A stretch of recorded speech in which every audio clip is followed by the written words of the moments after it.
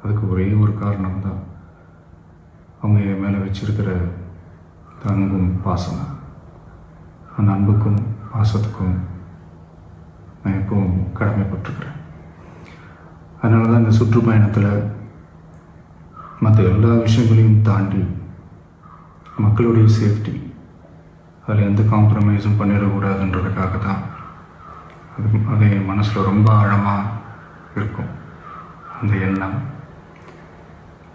அதனால தான் இந்த அரசியல் காரணங்கள் எல்லாத்தையும் தவிர்த்துட்டு ஒதுக்கி வச்சுட்டு மக்களுடைய சேஃப்டி மட்டும் மைண்டில் வச்சுக்கிட்டு அதுக்கான இடங்களை சூஸ் பண்ணுறது, அதுக்கான இடங்களை பார்த்து பர்மிஷன் கேட்குறது, போலீஸ் டிபார்ட்மெண்ட்டில் அதை ரிக்வெஸ்ட் பண்ணி கேட்போம். ஆனால் நடக்கக்கூடாதது நடந்துருச்சு. ஆனால் மனுஷன் தானே, அந்த நேரத்தில் அத்தனை பேர் பாதிக்கப்பட்டு இருக்கும்போது எப்படி அந்த ஊரை விட்டுட்டு என்னால் கிளம்பி வர முடியும்?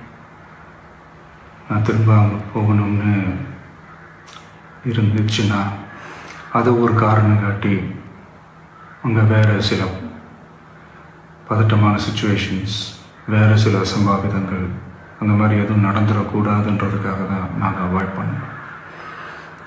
இந்த நேரத்தில் சொந்தங்களை இழந்து தவிக்கிற அத்தனை குடும்பங்களுக்கும் என்னுடைய ஆழ்ந்த இரங்கலை தெரிவிச்சுக்கிறேன். எனக்கு தெரியும், என்ன சொன்னாலும் இது ஈடேயாகாதுன்னு எனக்கு தெரியும்.